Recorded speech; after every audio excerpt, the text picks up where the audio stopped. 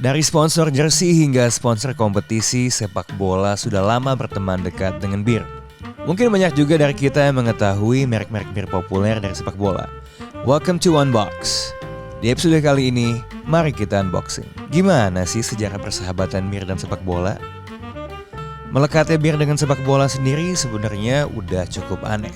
Bagaimana bisa olahraga yang syarat akan kesehatan fisik dan kebugaran tubuh berteman dekat dengan alkohol yang dikenal tidak ramah dengan kesehatan itu sendiri? Budaya ngebir sambil nonton bola bisa dibilang muncul pada tahun 1800-an di Inggris. Sebagai olahraga kelas pekerja, sepak bola yang dimainkan di akhir pekan dianggap cocok untuk dinikmati sambil mabui-mabuyan.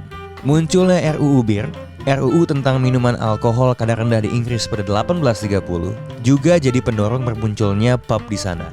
Pub inilah yang kemudian dijadikan titik sentral untuk berkumpul dan menikmati hiburan. Salah satunya sepak bola.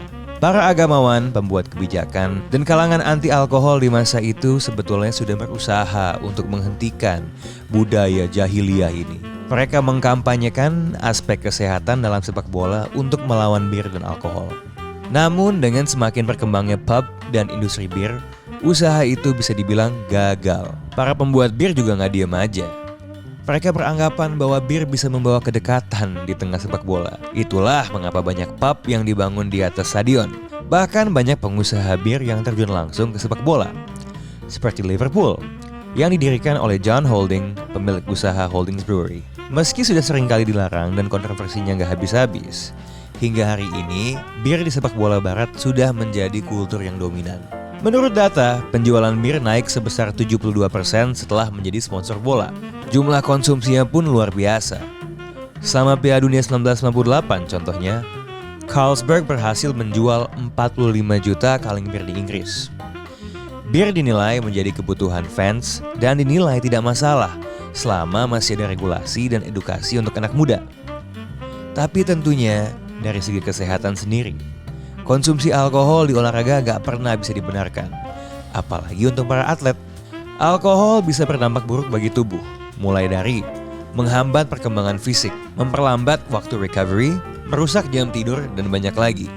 Prancis, Rusia, Ukraina, dan Norwegia sendiri sudah melarang minuman alkohol untuk menjadi sponsor kegiatan olahraga. Sedangkan di Inggris, minuman alkohol sudah dilarang untuk menjadi sponsor yang menempel di jersey. Penonton pun sudah dilarang untuk meminum minuman beralkohol di tribun. Iklan minuman beralkohol di olahraga juga makin umum, rasanya kayak iklan serial sama sabun.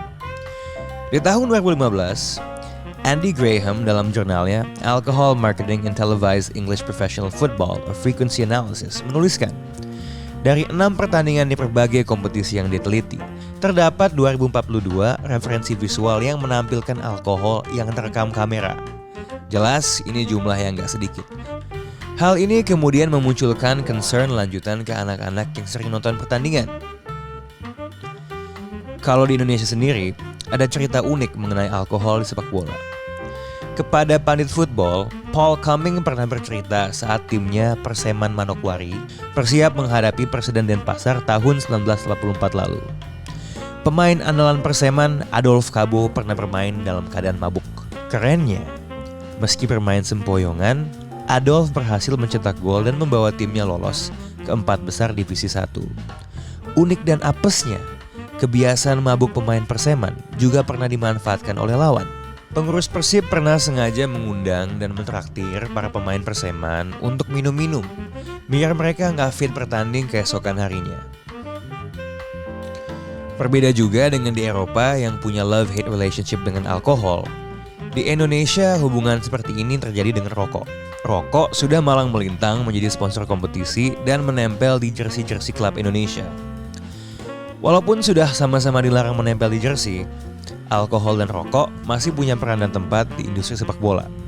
Pada akhirnya bir telah kadung bersahabat dengan sepak bola. Mengakhiri hubungan keduanya begitu saja juga bukan perkara mudah.